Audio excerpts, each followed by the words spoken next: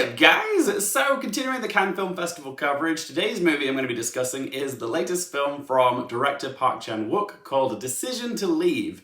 This was actually my #1 most anticipated film in the Cannes Film Festival lineup. I am a big fan of Park Chan-Wook. Old Boy is a fave that won the grand prize when it went to Cannes, and his last film, The Handmaiden, also went to Cannes and did tremendously well internationally. Decision to Leave sounded like a film that I was going to love. A neo-noir romantic thriller about a detective trying to solve multiple mysteries whilst being obsessed with a woman who may or may not be a suspect in one of his cases. The trailer looked very promising, and I'm thrilled to report that my instincts were right, because I really enjoyed Decision to Leave. It's not Park Chan-Wook's best film by any means. However, it's still a riveting puzzler with some seriously sizzling chemistry between its two stars, Park Hae-il, who plays the detective Hae-jun, and the femme fatale Siu-rae, who's played by Tang, the widow of a man who died whilst rock climbing up the Guizhou Mountains.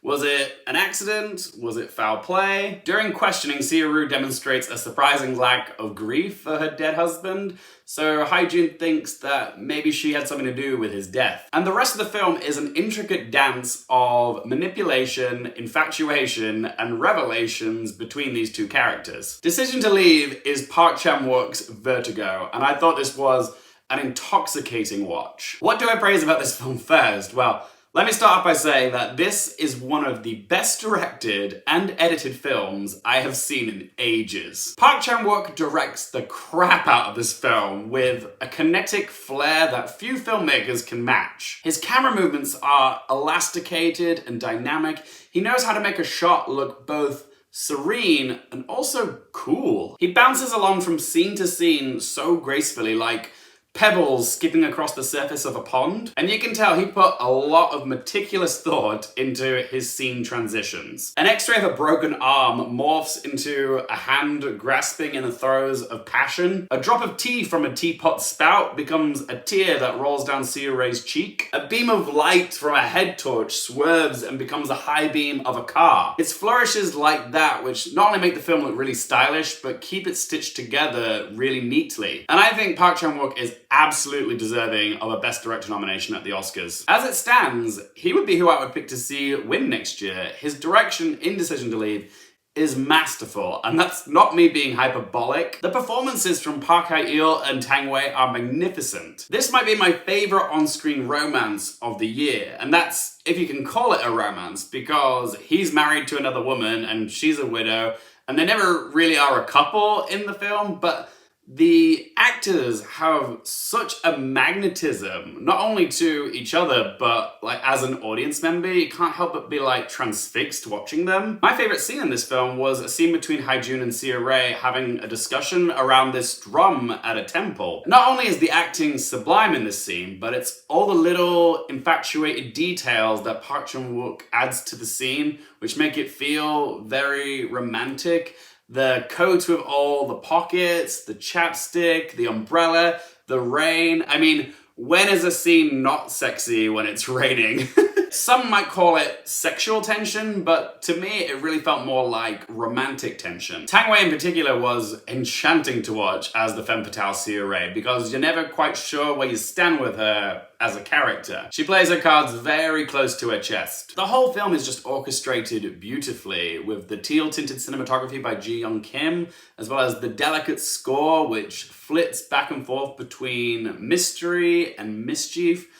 There's a real sense of playfulness in this film, like it's not all serious. Park Chan-Wook and Chung Seo-kyung's screenplay is tense, but there's notes of flirtation and humor peppered throughout. There's just these little moments of levity scattered throughout, like watching two detectives getting wenched up a mountain together, or having Hae-jun's partner Soo-won complaining about how he's ordered premium sushi for an interrogation suspect. It does have its funny moments. So let's ask them 3 questions. Firstly, would I watch it again? Yeah, absolutely. Like most mystery thrillers, a second viewing is often beneficial, and I think I will appreciate this film even more in a second viewing because there is a lot of imagery and meaning to interpret. So yeah, I'll definitely be watching this one again. Question 2, do I recommend it for you guys? If you're a fan of Park Chan-Wook, then yes, I think you're really going to enjoy this film. Like I said, I don't think this is his best film, but there's enough of Park Chan-Wook's traits here that I think people are going to love. It's a compelling cop and suspect thriller which shines in every department: performances, cinematography, sound, music, but in particular, the editing and direction. Like, this film is worth watching just for the direction alone, but it is a juicy story. Go see it in a cinema if you can. I do know it's coming to MUBI in North America, Ireland, and the United Kingdom sometime in the fall, so you can watch it there if you like. And third question, what score to give it out of 10? Apart from the film being a little bit long, I don't really have a bad word to say about Decision to Leave. It totally lived up to the hype.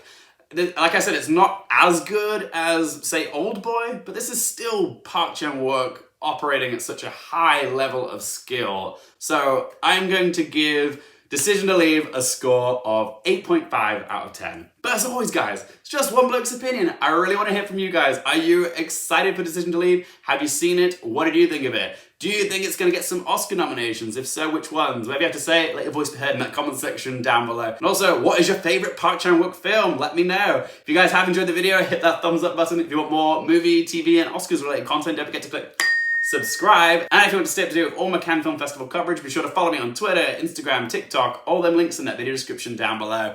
And as always, thank you guys so much for watching. For more things related to movies, TV, the Oscars, and popcorn culture, I'm Luke Hae-il, and I'll see you next time.